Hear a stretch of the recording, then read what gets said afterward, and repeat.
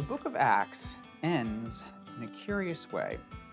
After 20 gripping chapters of miracles and mass conversions, people getting healed, the Spirit guiding and directing the church, we get 8 chapters of Paul's arrest and trials before various Roman officials. He gets tossed between one and another. He's always in prison.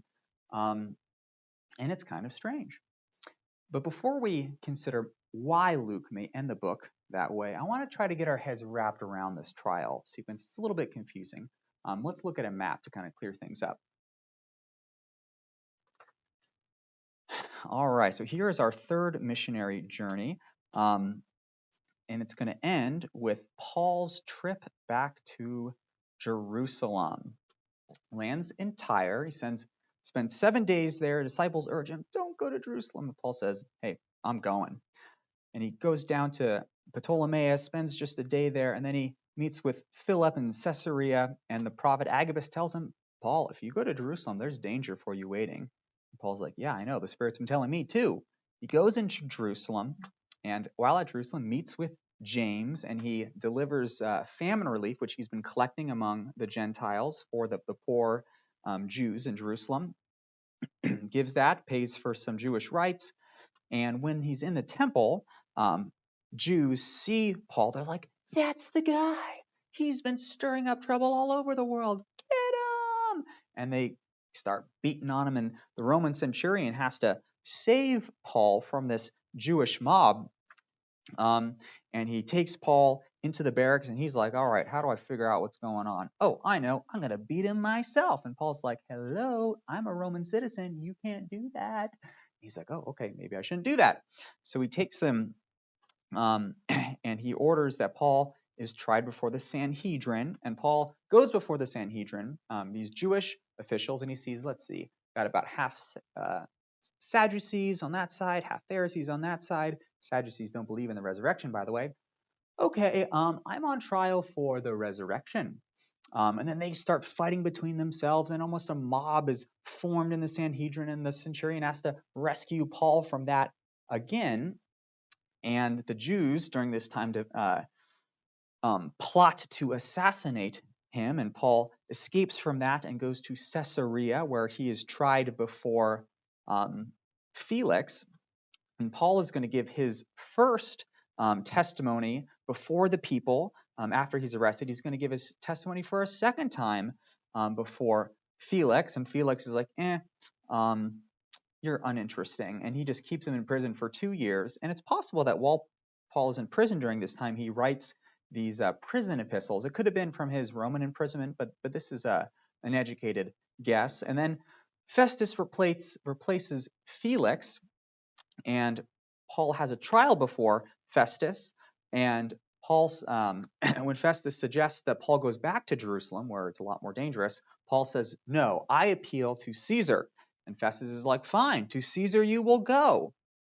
And the next day, Festus has a little chat with Agrippa, and he's like, man, I really stepped in at this time. This guy, Paul, he's a real pain in my neck. He said that he appealed to Caesar, and I'm like, okay, fine, to Caesar you go. But the thing is, I don't have anything to write down to send along with him to Caesar. And Caesar's kind of a big deal. I want to have something to say. And Agrippa's like, okay, let's bring him over and we'll chat. And for a third time, Paul is going to give his testimony, this time before Festus and Agrippa. And shortly thereafter, he's going to leave for Rome. So what is the purpose of that whole sequence? Kind of a long sequence there. I think that there's certainly several reasons, but at least on one level, Luke is developing a theology of suffering, a Christian theology of suffering, which involves the believer sharing in the sufferings of Christ. This is Paul bearing his cross like Christ did. And he does that in this section by developing parallels between the life of Paul and the life of Jesus. Let's take a look at some of those parallels. We're going to look now at this little PDF. In both Luke and in Acts, there's a significant travel narrative which begins with each of the protagonists resolving in their spirit to go to Jerusalem. Here in Luke 9, end of Luke 9, Jesus sets his face towards Jerusalem, and Paul resolves in his spirit in Acts 19 to go to Jerusalem. And then thereafter, there's a steady drumbeat. Boom, boom, boom, going to Jerusalem, getting closer, getting closer, getting closer, getting closer in Jerusalem. Paul getting closer in Jerusalem, and then going to Rome. So that kind of macro structure is just exactly the same between Jesus and Paul. And then once the trial begins, the sequence for Jesus and Paul is the same. Jesus is tried before the Sanhedrin. It's called the council, and so is Paul. Jesus goes before a Roman tribune. His name is Pilate. And Paul goes before Lysias, the tribune. They both appear before a Herod, and they're both pronounced innocent 3 times. It says of Jesus, I find no guilt in this man. I did not find this man guilty of any of these charges. I find no guilt in him deserving death. And that same phrase is found 3 times in Acts, each time on the mouth of a Roman official, which says, I find that he has done nothing deserving death. Nothing deserving death. I found that Paul has done nothing deserving death. So we have these parallels between Jesus and Paul. And then I'm sure you notice the parallels between Stephen in chapter 6 and 7 and Jesus as well. The couple of most prominent ones, as Stephen is dying, he says, Father, forgive them. Of course, Jesus did that too. And he prays for Jesus to receive his spirit. Now, there are a couple of significant moments in the book of Acts where Luke kind of crystallizes his Christian theology of suffering. I just want to look at those quickly.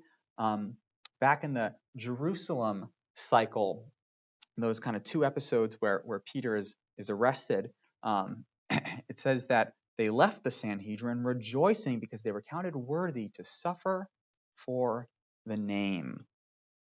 So that's an example of the suffering of Peter. The other major apostle that the book of Acts focuses on is Paul, and his life is characterized by suffering, and Jesus prophesied that it would be.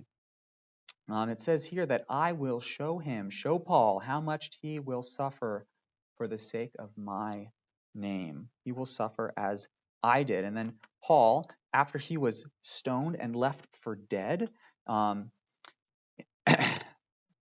in Lystra, it says that he goes back into Lystra and he encourages the disciples and says that through many tribulations we must enter the kingdom of God. So that is certainly one reason for this extended trial sequence that Luke is laying out for us in the latter third of the book of Acts. But still, that doesn't answer a question that I'm sure Theophilus has, the intended recipient of this book. I'm sure he's thinking, and if Christianity is a religious movement and not a political one, then why is Jesus called a king? And why then does it seem that Christianity and Paul is stirring up riots everywhere? I mean, these are questions that really deserve a good answer, and Luke is giving us that answer in this trial sequence. Take a look at the text again, which kind of crystallizes this objection here in, we are in Thessalonica here, and it says that the Romans are going to accuse, we're looking at Roman accusations now. These men have turned the world upside down, acting against the decrees of Caesar and saying that there is another king, Jesus. And while it is true that this kind of highlights a paradox within Christianity in general, it is true, Jesus is the risen and exalted king, but he's not the kind of king that the Romans fear. Take a look at the kind of individual Rome is afraid of. So when Paul is arrested in Jerusalem, he's talking to the centurion, or is it the tribune at this point? The tribune, and he asks Paul, are you not the Egyptian then who recently stirred up a revolt and led 4,000 assassins out into the wilderness? This is the kind of individual that Rome fears. And Paul says, no, the Christian movement and my ministry has nothing to do with the Egyptian assassin. And therefore, when Luke is handing the book of Acts to Theophilus, what he's doing is he's giving Theophilus apologetic ammunition. Pretty much, Theophilus can realize now, having read this section in Acts, that man, if Paul is innocent, and then Christianity is innocent, and so am I. And that's an important thing for Theophilus and the first century believers to realize. But let's take a look then at how Luke builds this case. So I want to look again at a couple of instances where the text focuses on Roman accusations, the things that Rome is concerned about. So in 1620, this is in Philippi, it says that these men are disturbing our city, causing a disruption, which is another word for kind of instigating a mob or a riot. And the Romans were extremely afraid of riots. You just got to look at 1940 here, after the riot in Ephesus, where they say, we are really in danger of being charged with rioting. We don't want that to happen. The Romans hate riots. That's why they're going to accuse Paul of instigating riots. It says here in chapter 24, during the trial sequence, that Paul is a plague, and he stirs up riots among all the Jews throughout the whole world. As a matter of fact, he's a ringleader of the sect of the Nazarenes. Man, that just sounds bad. He's a ringleader of the sect of the Nazarenes. Well, how does Paul and I suppose Luke respond to these Roman objections? Well, first off, of course, Luke is going to demonstrate again and again that the opponents of Paul are the real instigators of these mobs, whether they be Jewish or Gentile. But secondly, time and time again throughout the book of Acts, and in this section in particular, Roman officials are going to say of Paul, not guilty.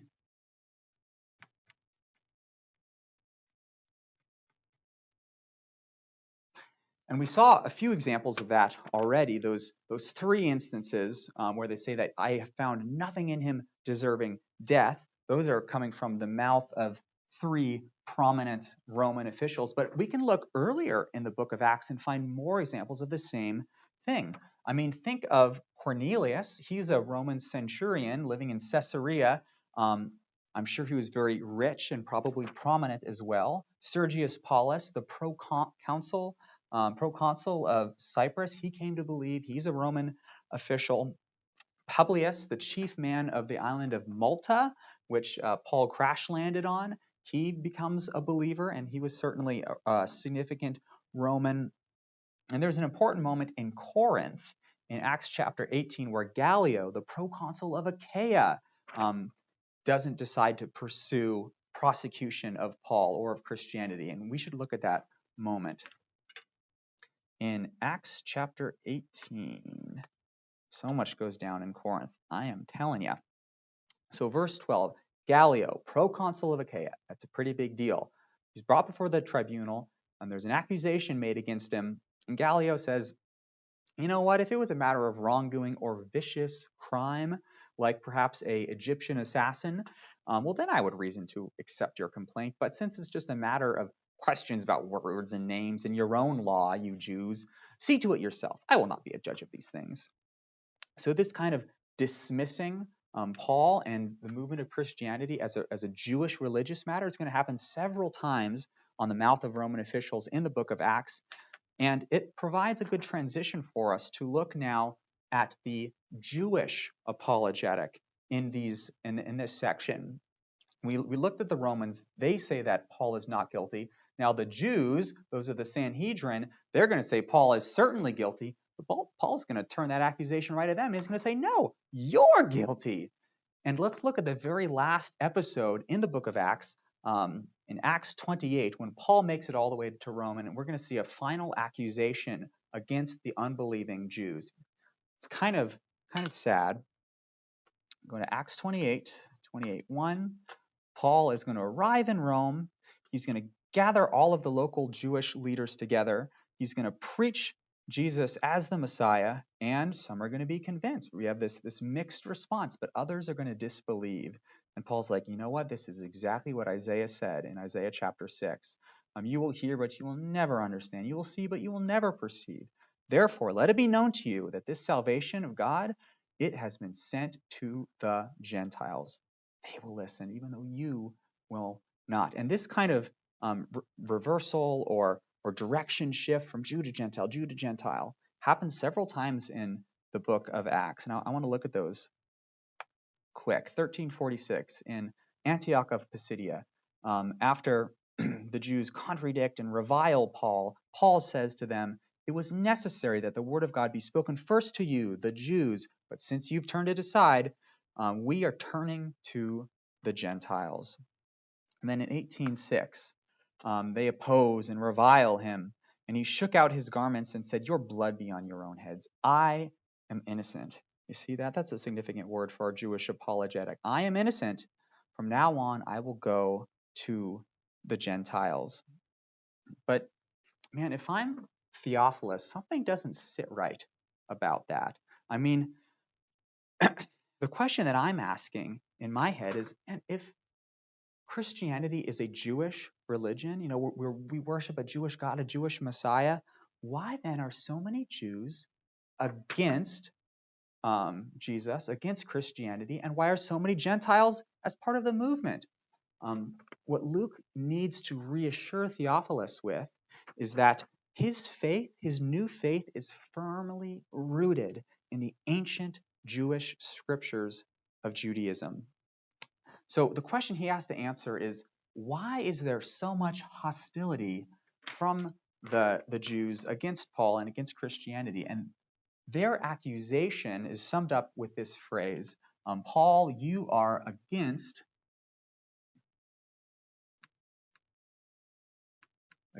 the law, not the law and the prophets, against the law and the temple. Now let's look in the text at how this Jewish accusation against Paul is repeated again and again and again. I think it'll really clarify things for us. So I'm going to jump over to a little chart here. Scroll down, down, down, down, down, down.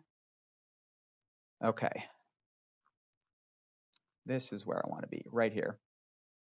And I can zoom in a little here. Okay, so these Jews are accusing Paul and Christians of being against the law and against the temple. And look at these examples. This is with Stephen in chapter 6. We've heard him speaking blasphemous words against Moses, against the law. And this man never ceases to speak words against this holy place, the temple, and against the law. You've heard him say that Jesus will destroy this place, the temple, and change the customs of Moses, the law. This man is persuading people to worship contrary to the law. Now, we've heard it said that the Jews, that you teach Jews to forsake Moses, not to circumcise, and not to walk according to our customs. Is this true? This man is teaching everywhere against the people and against the law and against this place. This is the temple, against the temple.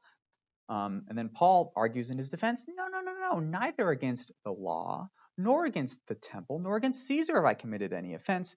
And finally, in the last chapter, brothers, this is Paul defending himself again, though I had done nothing against our people or against the customs of our fathers, the law, and I have no charge to bring against my nation. So besides simply refusing this accusation, how does Luke respond to this accusation about being against the law and against the temple? Well, there's a few steps to this response. First, Paul is going to say, well, yes, I do not teach that Gentiles are to keep the law. I will die on that hill. But let me clear up a misunderstanding. I have never said that Jews should not keep the law. And this point is made for us in chapter 21, when Paul meets with James. And James is very concerned about this, or he wants to clear Paul's name. So he meets up with James, and it says, you see how many thousands of Jews there are who've believed here in Jerusalem? Isn't that great news? They're all zealous for the law. But you know what? They've been told that you're against the law, and you tell Jews not to keep it. What should we do? You need to prove to them that there's nothing in what they've been told about you, but that you, a Jew, live in observance of the law. And this is how you're going to do it. You're going to pay for the purification rites of these Jewish men right here, and you'll demonstrate to the Jewish believers that you're not against Jews keeping the law. Okay, so that's one step of Paul's defense against these accusations. There's a second step as well, where he says that, all right, you know what, guys? You think that you are zealous for the law? No, no, no, no, no. I was zealous for the law. I was way more zealous for the law than you are now. Take a look at how Paul makes that point when he shares his testimony again and again in this trial sequence, starting with 26:5, 2:6:5. He says that I have lived according to the strictest party of our religion. I lived as a Pharisee. This is before his conversion. And 22:3. As a matter of fact, I was educated at the feet of Gamaliel, the most revered Jewish teacher of our age, according to the strict manner of our law. As a matter of fact, I was so zealous, I persecuted this way to death. But you know what? I was wrong about Jesus. Turns out that the law that I was so zealous for, that law points to him, the risen and exalted Messiah at the right hand of God right now. And now that's the Jesus that I proclaim, and I do it using the law. Look at how this point is made again and again. In Thessalonica, goes to a synagogue, and he reasons with them from the scriptures to prove that Jesus is the Messiah, and that it was necessary for him to die and to rise again. Now back to the last chapter. He preaches the kingdom and teaches about Jesus, and he does so from the law and from the prophets. And then this is just a beautiful summary of the gospel here in chapter 26, where he, expounding his innocence, says that I stand here testifying to both great and small that I say nothing but what the prophets and Moses said would come to pass. And this is it. This is my message, that the Christ must suffer, and that by being the first to rise from the dead, he would proclaim light both to our people and also to the Gentiles. Now, isn't that just a beautiful summary of the gospel as manifested here in the book of Acts? Now, as we wrap things up, I just want to go to the very last verse of this book, last couple verses, where it says that Paul lived in Rome while in house arrest at his own expense, welcomed all who came to him, and he proclaimed the kingdom of God, and he taught about the Messiah Jesus, and he did so with all boldness and without hindrance. With all boldness and without hindrance. Because despite Paul's chains, nothing can stop the gospel. Because Jesus' life and death and resurrection is only what he began to do. And what he continues to do now in the church age, he does so by intervening and guiding the church. And he does so through his spirit-filled disciples, who are the new temple here on earth. And I pray that as we, Jesus' spirit-filled witnesses, take the gospel to the ends of the earth, I pray that we, like Stephen, would see Jesus smiling down on us from the right hand of God as the risen and exalted King of the world.